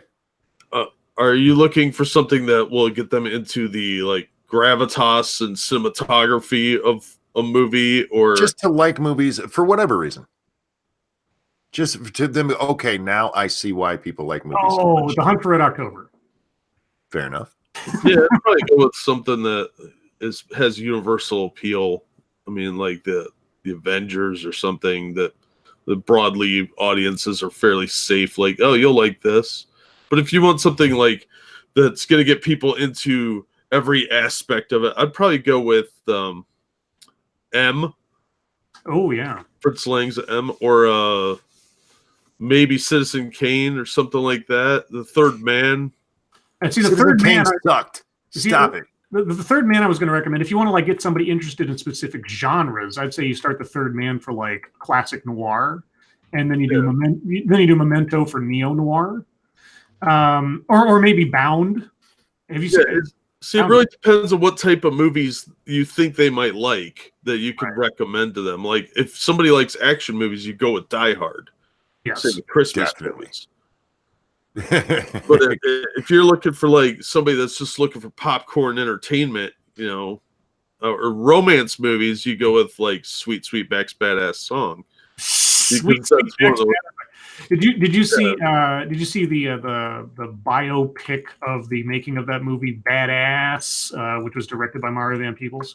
Yes. Oh, I love that movie. It is so bizarre, and it tells the story of the making. Because he was actually there. Mario Van Peebles was in the Sweet Sweetback, and as the kid. Yeah. And it's so weird to see those stories. Now, I don't know how accurate they are, but I assume that they're pretty accurate relatively, since he was there going on. Real quick in chat, Mark says Young Frankenstein and Blazing Saddles, two best comedies ever made. You're wrong, sir. Yeah, the Young Frankenstein. I understand why people like it. I mean, it is a very memorable movie. I don't think it's the funniest movie ever made or anything. No, and Airplane is funnier than Blazing Saddles. Top Secret's funnier than Airplane. I will wager. I mean, I could see that argument. Yeah. Musicals, yes or no? Depends on the musical. I mean, if you want like Repo the Genetic Opera versus Phantom of the Opera, I'd probably go for Repo. Yeah. Do you like musicals, even ones that came from the stage that weren't written for the screen? Like Grease, for instance, not written for the screen. That really depends on how well it's done. Yeah. Some of them are pretty poorly translated. Others are really well done. So that's a trick question. Okay, let's put it this way. What's your favorite musical? Movie musical? I'd probably go with The Wizard of Oz. Really? Yeah. Or The Phantom of the Paradise, but probably Wizard Phantom of the Paradise is really fun. I don't know. When I think of like musicals, the songs that come to my head most are like Disney movies. So like Little Mermaid. Those count. Yeah, Little Mermaid is probably the movie where I know the most songs, or at least bits of them off the top of my head, just because it was such a a part of my childhood growing up because my sister loved it. My sister actually had she bought a copy of the movie poster before they fixed it to take out the golden dildo in the background. So somewhere she's got that one, the uncorrected movie poster, which is hilarious. But yeah, I'm sorry, Polydub's continuing his streak of being wrong in chat, saying Wyatt Earp is better than Tombstone. Oh God, Poly, Sorry, Polly. wrong. you're just wrong. Yeah. When I was a kid, I actually hated Disney movies because of the musical aspect of them. Mm. It wasn't until I got older, probably the latter years of high school, where and it was The Little Mermaid is the one that actually got me into it. The songs in there, they weren't. If you go back and watch like Snow White, it's just so god awful, and the singing is all that high pitched crap. Yeah, And I have trouble listening to high pitched sounds, so that's part of it too. But Little Mermaid was the first one that was contemporary and fun. Mm-hmm. Let's do the Time Warp again. I like the Time Warp. The movie that it came from sucks. Yeah. What was I going to say? It's just on the tip of my tongue, and it suddenly disappeared. Never mind. So I think a lot of musicals are very of their time. Like you could sell Oklahoma now or The Wiz. So Wiz. God. Yeah, they're very niched in their era. Like Song of the South. we were talking about the Apple the other day. Have you seen that one, Scribe? 1981's The Apple, about the kids that go to New York to become disco stars. Yeah. Oh my God, I haven't thought about that in forever. I saw that a long time ago, but yeah. Because it's terrible. It's one of the worst movies ever made in history. Like, it's a cinematic abomination. But there's a lot of big names in it, and it was technically a musical, although I would never recommend anyone watching it. Newsies. My sister and I really liked Newsies growing up too. That was like Christian Bale when he was a kid. And in that same era, there was like Swing Kids, which was a really weird movie about I think it was kids during like the World War II or whatever, and like going out into the swing culture, which was like this big no-no and all this, and it was all dramatic and shit. Yeah, nowadays it would have a much different connotation and would probably get your door raided by the cops. Eric Peter, Kids. Eric Peter says "Dirty Dancing." LOL. That's not a musical, really. No, it's got a great soundtrack, but it's not a musical. Yeah. They never stop and break into song. Oh, I was going to say Moulin Rouge as far as musicals. That is such an underrated movie as a musical. Yeah. It was just women everywhere got wet watching it. No, actually watch and pay attention. The music in that is amazing. What's his name? Obi-Wan Kenobi singing your song. Oh my God. I mean, it was mostly mashups and or covers of things, but the way it was done was very, very cool. That man owned that song. I'm a huge Elton John fan, and he just fucking owned that song. Mm-hmm. Finally, I want to get to this point. Extremely popular movies, popular. Everybody loves this movie, but you hate it. Give me a feel. Titanic. Batman and Robin. You're both wrong. Try again. Everybody loves it, but I hate it. Yes. Titanic.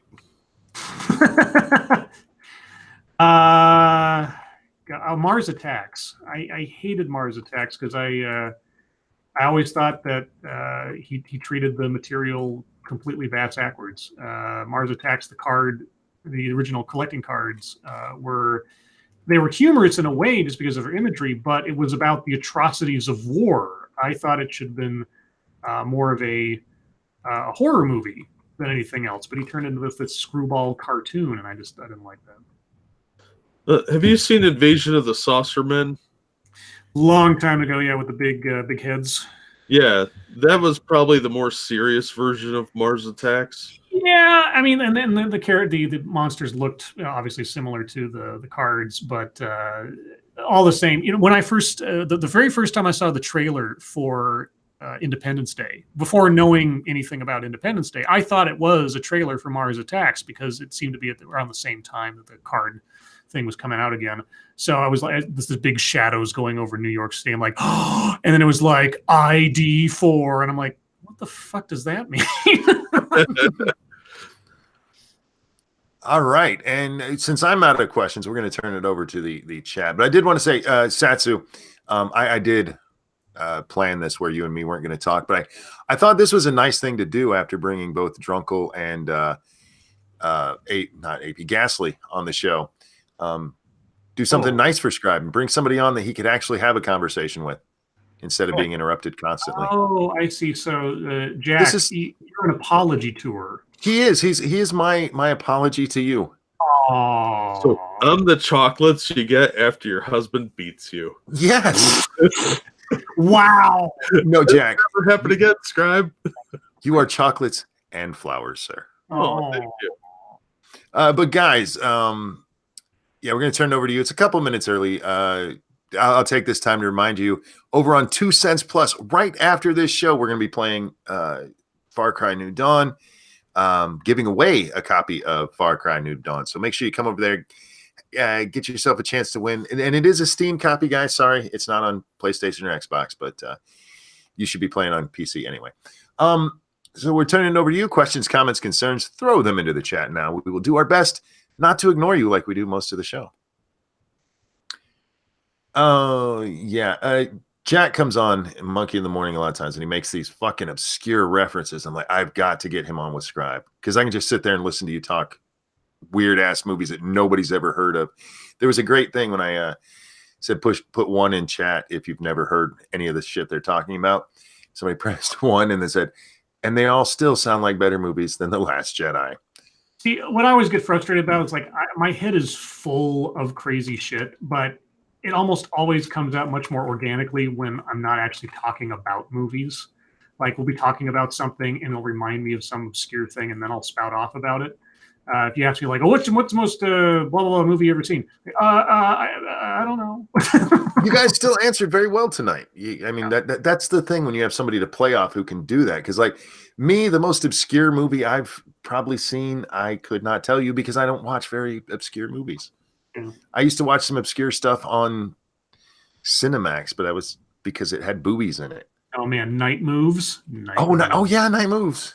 Night Moves. See, that's what I'm talking about. You say Cinemax, like, oh yeah, I know what they're talking about. Yeah. Okay. Or Mirror Images 1 and 2, or especially 2. Shannon Worry. Suicide Grunts asked, "Did y'all like Jurassic Park 3?" I did not. No, I didn't like any outside of the first one, honestly. I liked it better than the second one, but that's a low bar to set. It was okay. Satsu, did you like Jurassic Park 3? Dude, I don't even remember which one 3 was. All those movies fucking fused together for me. The only one I remember vividly is the first one, and that one was good. The other one, I don't remember liking. 3 was the second worst sequel. I read the Lost World book in preparation for the movie, and as soon as I read that Malcolm was alive again, I was like, what? He died in the book. What? Like, no. Oh, I didn't know he died in the book because they kept him alive in the movie. Yeah, exactly. They kept him alive in the movie, but in the first Jurassic Park novel, he got killed. Okay, this actually can spark quite a discussion, maybe. Chapin Cap says, which 2018 film do you think deserves an Oscar? And my answer for that, and I am not kidding, is The Avengers. Well, like under what category? Just an Oscar? I'm talking Best Picture. Best Picture? And you and I have had this talk before. I think audience-loved movies are way too often overlooked when it comes to the Academy. And that was just such a well-told story. And granted, I didn't see any of the artsy-fartsy ones that have been out this year or last year because I never watched those fucking things. But yeah, I think Avengers deserved a nod. See, I rarely see movies in the theater anymore unless it's a Marvel movie. So I didn't see many movies that were released in 2018 to have an informed opinion. So yeah, I unfortunately I couldn't compare Infinity War to anything else to say that it deserves Best Picture.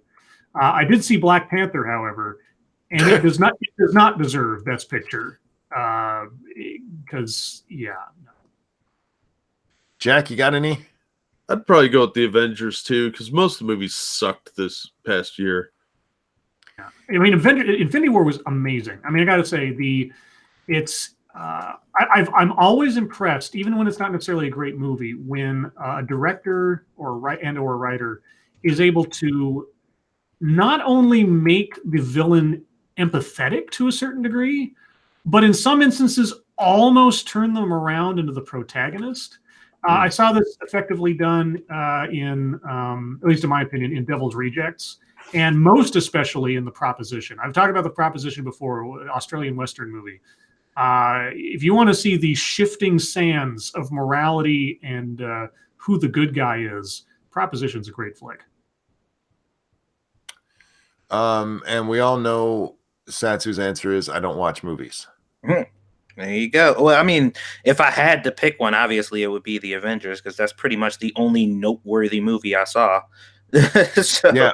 If anybody was going to guess his answer was Black Panther, he still hasn't seen it. yeah, I still haven't seen Black Panther. Oh, there you go. Where were we? Jack, what are your thoughts on the movie Rubber? Oh, right. It was a cute concept, but it should have been a short film because the premise got old really fast. I was Yeah, kind of bored with it.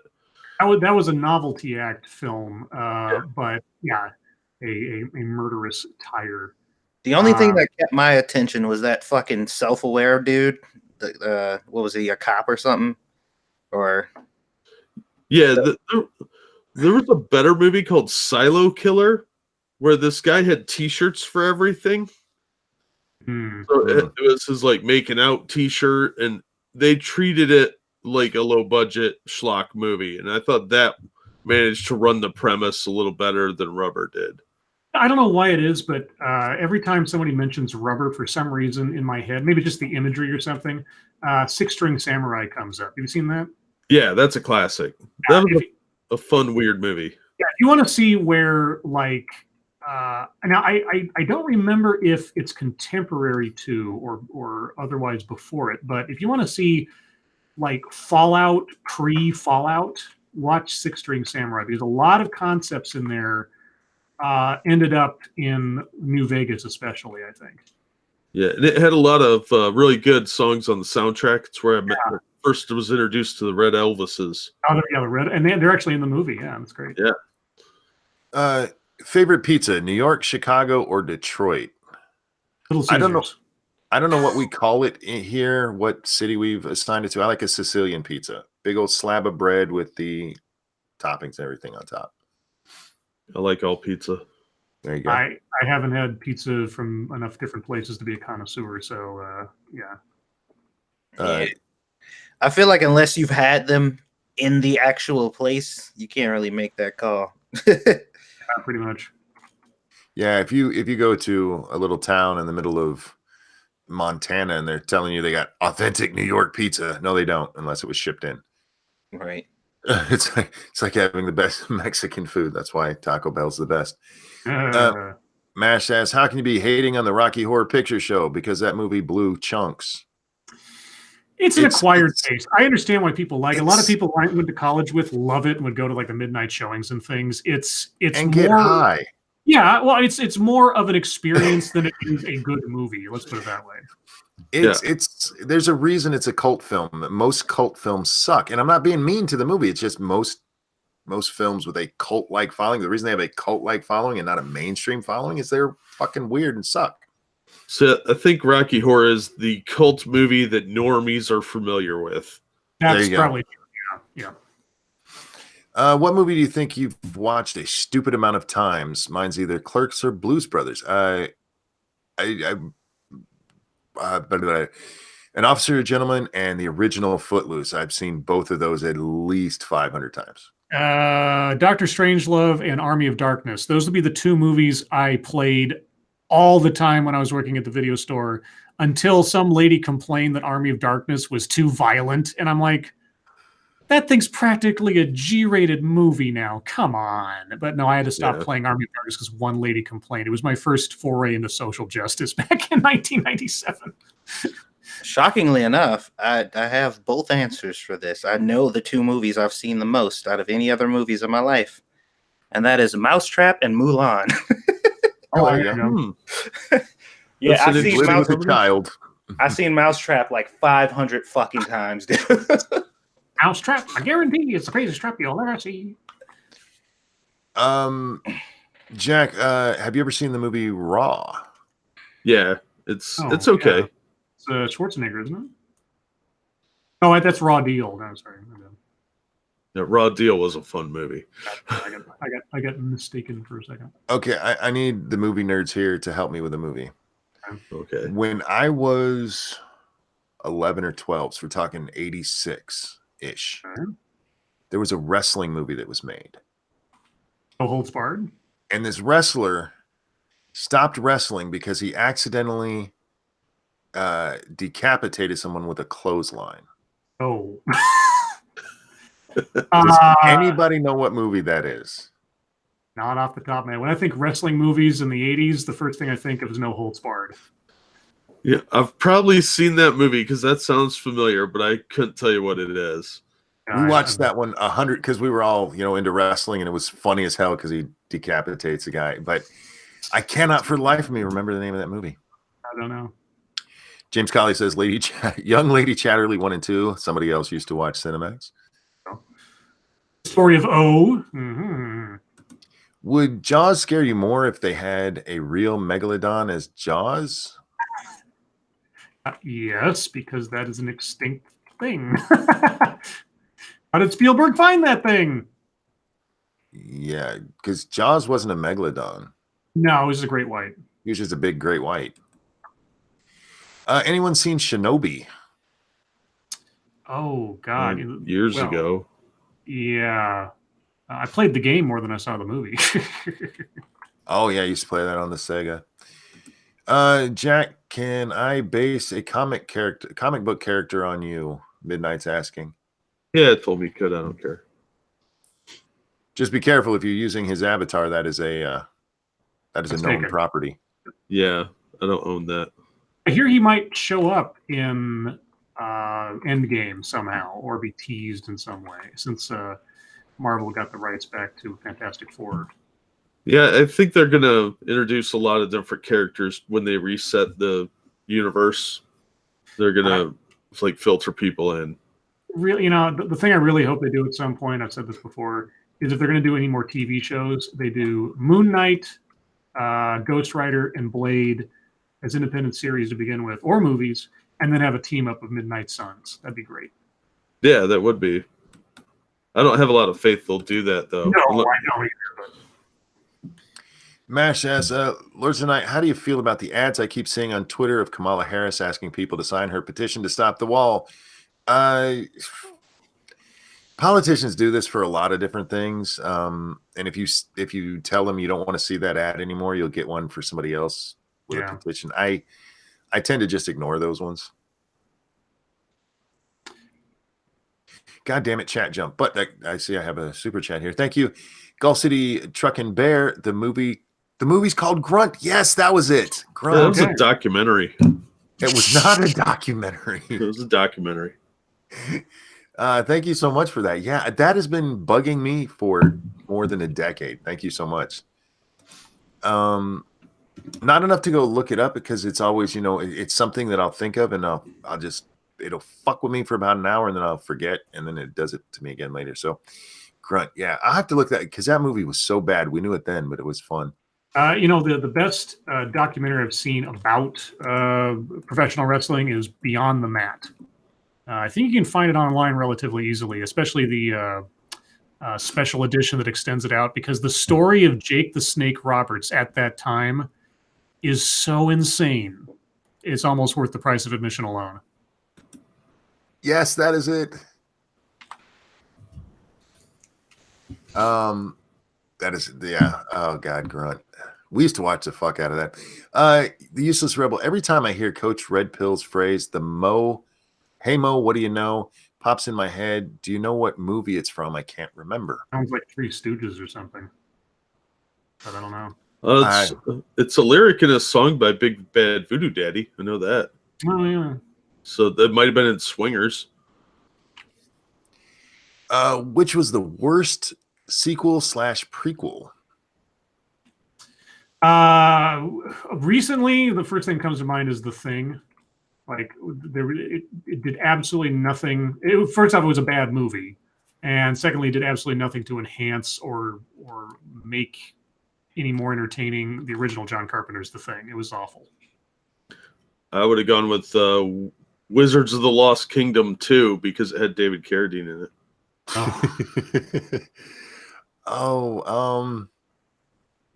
I have to go with the Star Wars ones just because they so completely screwed the universe up. Sorry, I know that's a little normie, but yeah.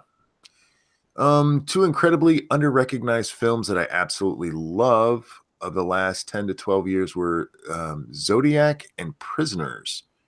Zodiac was way too long for me and kind of slow. But other than that, I haven't seen Prisoners yet, though I hear it's really good.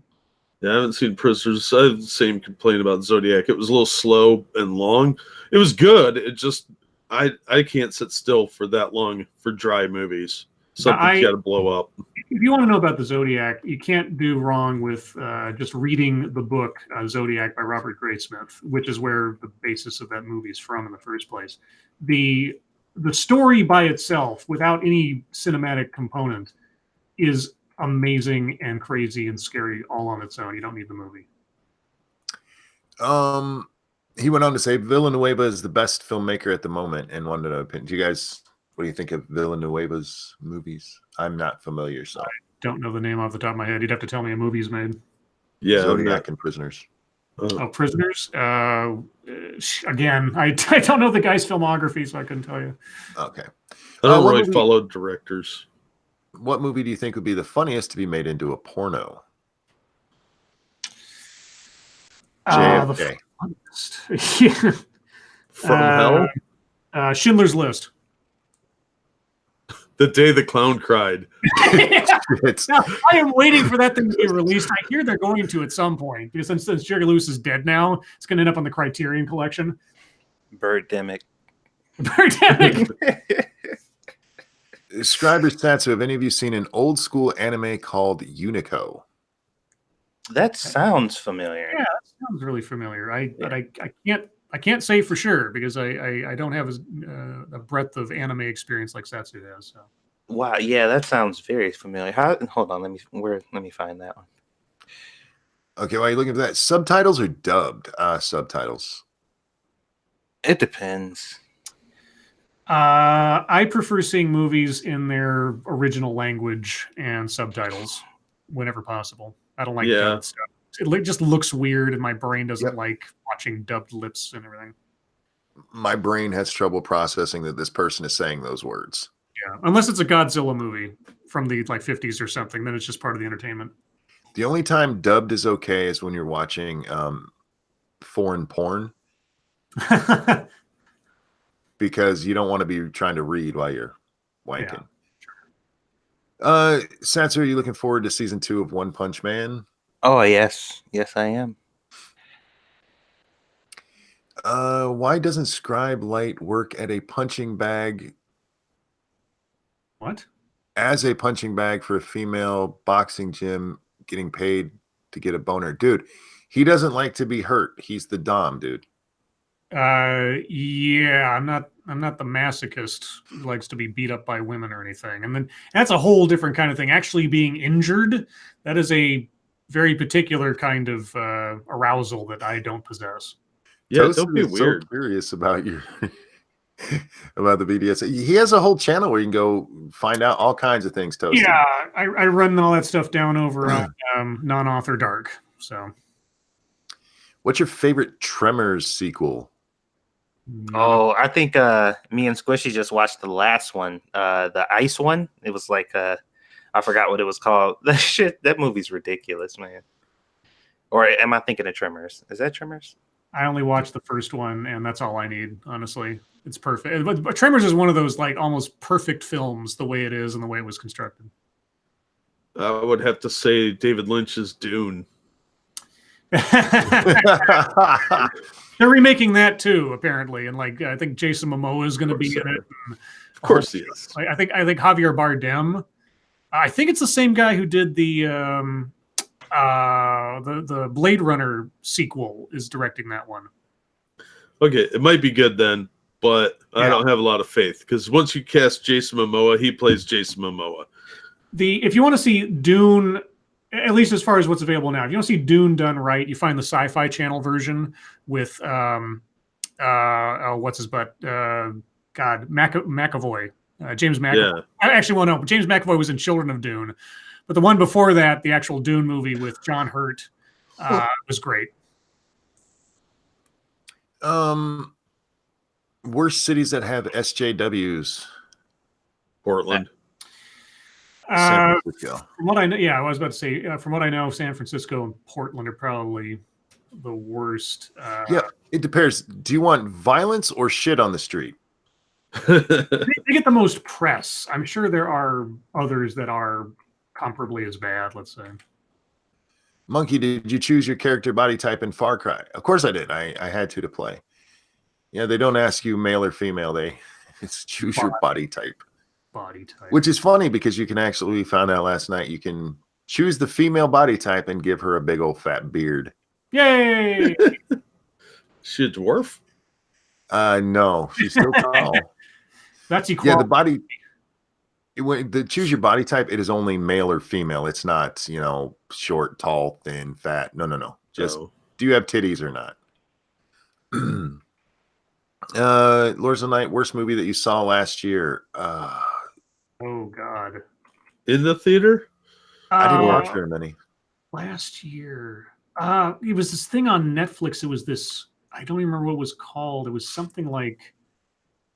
Oh God, what was it? It was like a flower. It was the name of a flower or something. It was some ghost story movie, and it was awful. I mean, it had Justin Long in it. Strike one. I don't know. Yeah, there's a lot of terrible movies I watch on a pretty regular basis. But to be controversial, Black Panther. Oh, there you go. Yeah. Well, by default, that probably is the worst movie I saw last year. But and I don't hate the movie. It's just, I didn't watch very many movies. Yeah. Well, most of the really terrible movies I've already burned out of my memory because Squishy made me watch them on Netflix. And what she likes to do is she says, "Hey, babe, let's watch a movie together," and then she'll have it like already pre-set up at the start, like starting it without me being able to see the title. And I'm like, "Oh, well, what are we watching?" She's like, "Don't worry about it." And I'm like, "What?" I have to like sit here and guess what this is. So half of the time, I don't even know what I'm watching. I'll just go over to the screen and she'll press play. She doesn't want you seeing the Hallmark Channel logo. William, real quick, thank you, William Savage. Bound ladies are in Scribe's heavy bag. Well, the movie Bound, if you want to see a good neo noir movie, Bound is really good. It's also sexy. I was about to say, I ended up watching more TV series last year than I did actual movies, just because Netflix is so easy to binge. So I went through many different television shows more than I've seen movies lately, unfortunately. Like a bad movie, what genre of porn have you purely not been able to sit through or shit you off the most? Okay, I don't understand people who sit down and watch a whole porn movie. Yeah. I find a scene that I like, I do my business, and then I turn it off. Last time I watched a whole porn movie was when I couldn't control it because it was on Cinemax. Yeah. There you go. Yeah, you get the lines through it because your parents won't pay for it. Oh, that was different. That's when you could put when you had the box on the top of your TV and you could put that little dial right in between the channels and get the squiggles. Those are the days. And you had to work for it. Work for it, exactly. Boondock Saints, best cult movie ever. What did they say? that Boondock Saints is the best cult movie ever. I It's don't an know. okay movie. It's an okay movie. The documentary about how it was made, called Overnight, is incredible. Just watching how much of an asshole the guy who made the movie was, and his dealings with Harvey Weinstein pre-Me Too. It's got to be a time capsule worth watching again. Where was that? What are your favorite filmmakers at the moment, or who are your favorite? I've talked about this before. I don't pay much attention to directors. So, gentlemen, Yeah, I don't really pay too much attention anymore to the directors because so many of them have become crazy or gotten bad, or I just forget. Yeah, there are directors' films that I enjoy from the past, like John Carpenter's movies, his early movies. You know, Halloween, The Thing, Prince of Yeah. Darkness, stuff like that. Great. Wes Craven's early movies. Christopher Nolan's early movies, like before he got Batman, Following and Memento, great flicks. But yeah, it seems like once they become prestigious or get that one big break or whatever, either they do it really well and it's great, like Dark Knight or something, or they just kind of go off the rails and lose their touch. So like Frankenheimer, old John Frankenheimer movies, French Connection, great stuff. You try to watch a John Frankenheimer movie later on, well, Ronin was okay. I won't say Ronin wasn't bad or what was bad or anything, but anyway, I could go on. I know. Yeah, I was gonna say, Satsu, did you have one? Yeah. What's your favorite Romero movie? There's always vanilla. What am I thinking of? Was it what was the name of his vampire movie? Was that him? God, I think it. I don't remember him doing a vampire movie off the top of my head. Night of the Living Dead's probably his best one. I always liked Dawn of the Dead. Well, I mean, it's a kind of a toss-up between Dawn of the Dead and Day of the Dead because they had a lot of subtext going on there, more so than Night of the Living Dead. And the acting was able to get out of relatively unknown actors in both those movies really sold it to me, especially the opening 5 or 10 minutes of Dawn of the Dead. So yeah. Yeah. Real quick, guys, I am not ignoring anybody. I am still way up on the screen because you guys have been so fucking engaged tonight. Thank you so much. I'm trying to get through them as fast as possible. Satsu, have you seen Overlord yet? Nope. And Jack, have you seen Overlord? The anime or the live action World Anime. War II movie? No, I don't watch anime.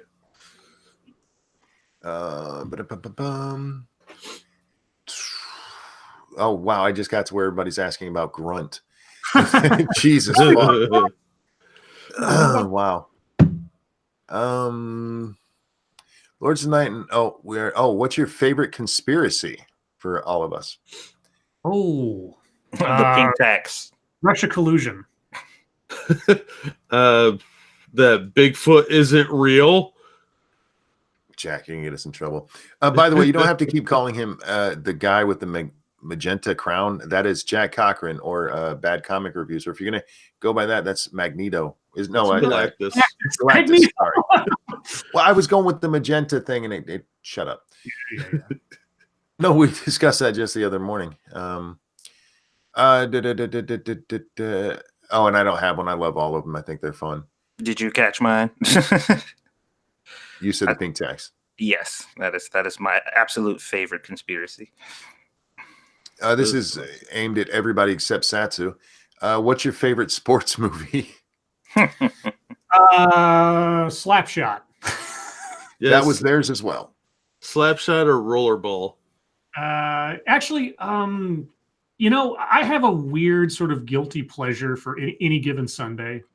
Oh, that's actually, I like that movie. I mean, it's way too long and overblown, but there's just it's one of those things that if I come across it, I'll just end up watching it because it's there for some reason. Also, the weird thing was there's a weird connection between that and Two for the Money, which is this really weird quasi-true story about sports betting that starred Al Pacino and Matthew McConaughey. Because the team that Matthew McConaughey plays for before he ruins his leg and everything and has to go to sports betting. What the name of his team was, like the Aztecs, I think it was, and that was the name of the fictional team that Al Pacino's character was moving to at the end of Any Given Sunday. I don't know if that is actual trivia, like somebody writing that movie did that on purpose, but I spotted it, and it just makes me such a fucking nerd. My favorite is Tin Cup because it's the only one where the protagonist is as good as he should be, but still fucks up like he should have. Okay. Yeah, we watched that for movies you should have watched. I've already told you guys my favorite sports anime. I don't have a favorite sports movie, but it's Baby Steps because that show is fucking excellent. Have you seen Flash Gordon? A long time ago. They're remaking that too, I hear, of course. I watched it like a week ago. I saw the theater when I was a kid. Dun dun dun dun dun dun. Flash. Do any of you like Miracle Whip on your BLT like I do? Ask Mash. I do. Yeah, Yes, of course. indeed. No, real mayonnaise things. That's disgusting. Yeah, well, fuck you. Should taste like snot.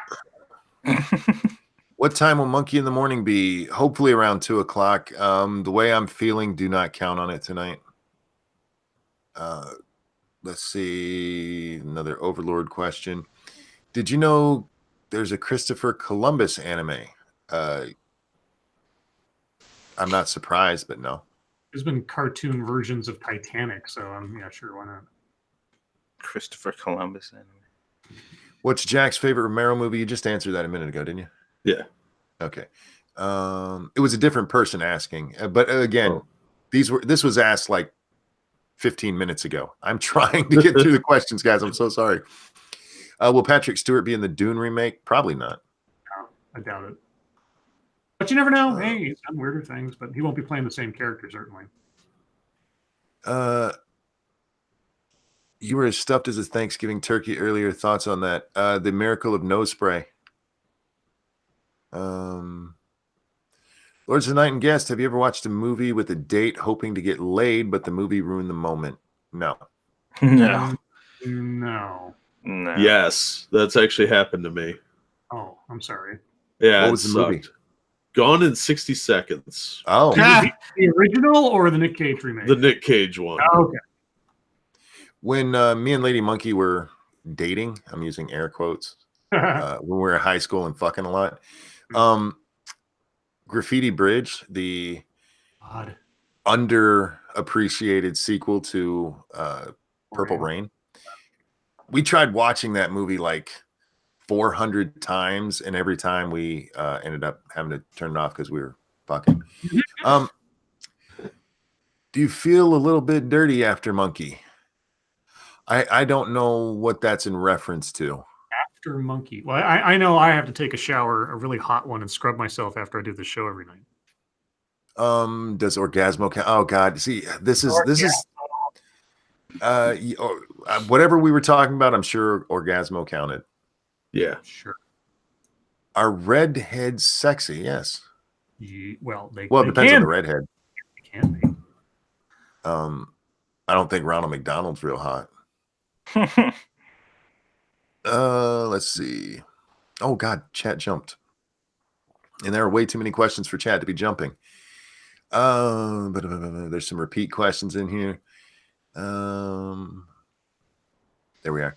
No, that's a repeat question. Thoughts on the 1989 Batman movie?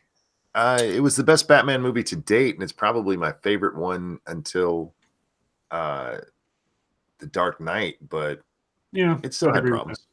I'd still watch it. I think it's it's a decent movie. Yeah, I mean, and Tim Burton made it relatively timeless, so it doesn't feel too dated, except for maybe Kim Basinger's hair. So, and for the time period, that was probably the best comic book movie since Superman. Yeah, the first one, or Superman 2. And even better, I mean, the special effects were so much better than Superman. Yeah. Favorite William Castle movie? I'm not sure who that is. Either I'd say maybe The Tingler or House on Haunted Hill. I think The Tingler had the coolest gimmick that he played up in the theater. Oh shit! Yeah, I'd go with that too. Guys, I am so sorry. I should have just taken all of Fucketry time for questions. There's a bunch of them we didn't get to. I am so sorry, everybody. Thank you so much for being so engaged tonight. But we've come to the top of the hour, and unfortunately, we have other things to do. So, chat, thank you guys so much for the donations. I cannot tell you how much I appreciate it. And you're amazing. I love you guys for coming and listening to us every night. Thank you so much. Best audience on the planet. And I'll bite anyone who says different. Jack, thank you so much for coming and hanging out, man. You'll have to come do it another time. This was a lot of fun. Yeah, appreciate it. Scribe, Satsu, a pleasure as always. Everyone, your lives make us sad. We'll see you next time. Bye, guys. Bye. We'll see you tonight on 2 Cents Plus. Oh, Yeah, come watch us in just like 10 minutes or so. 2 cents plus. Win a free game.